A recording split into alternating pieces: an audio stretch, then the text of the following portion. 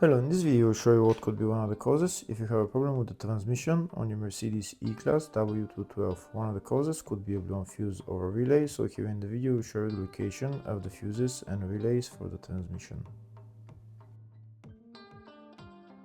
Before I show you the location of the fuses, first I'll show you how to test the fuses, if they're good or bad. I'll show you how to test the fuses using a multimeter and a test light. First I'll show you how to test the fuses with the test light. For this purpose we need to turn the ignition on. This is the test light that I'm using. We need to attach the cable of the test light to battery negative or somewhere on chassis ground. Then we're going to start testing the fuses with the test light. On the fuses there is two pins, you can see them right there before the 30 and after the 30. There is two pins where we touch them with the test light, and if both pins light up, that means the fuse is good. If only one pin lights up, that means the fuse is bad. Sometimes none of the pins light up, that means that there is no power going to that fuse. Next I'll show you how to test the fuses with a multimeter. This is what the fuse looks like. You can see that contact in the middle that is connecting to the two pins. This is the contact that shows if the fuse is good or bad. If the contact is burnt, that means the fuse is bad. If it's if it's connected, that means it's good. When we test the fuses, we should measure resistance with the multimeter. So when we turn the multimeter on, we should turn it to 20k ohms. When measuring the fuses, the resistance should be very close to zero. We'll start now testing each fuse.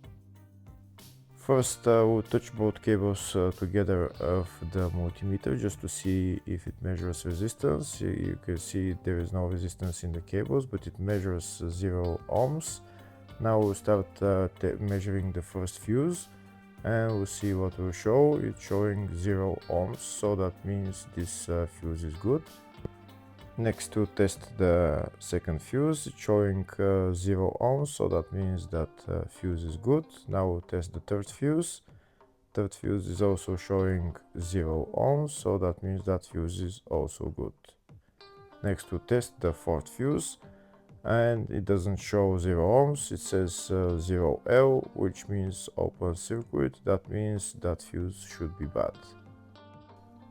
Now we'll see what the condition of the fuse is visually.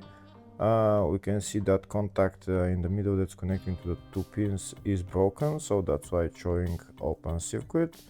That means the fuse is bad, so it needs to be replaced.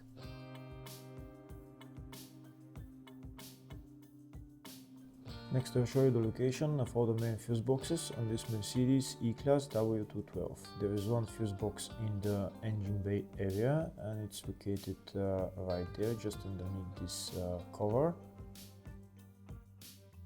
You need to lift this cover, and then you see the fuse box underneath, and that's the fuse box right there.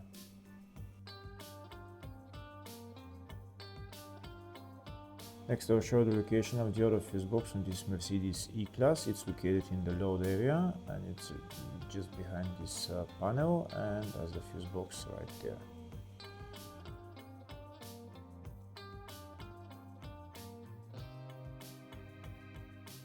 Next I'll show you a diagram of the two fuse boxes. One of the fuse boxes is in the engine bay area, and the other one is in the load area.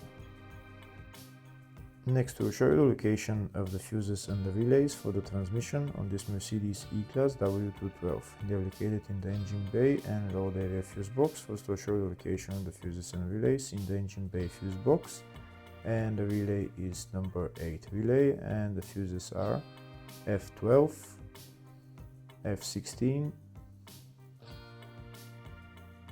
F33. Next I'll show you the location of the fuse in the load area fuse box for the transmission, and the fuse there is F88, which is right there. Hopefully the video was helpful. Please like and comment on the video and subscribe to the channel. Thank you.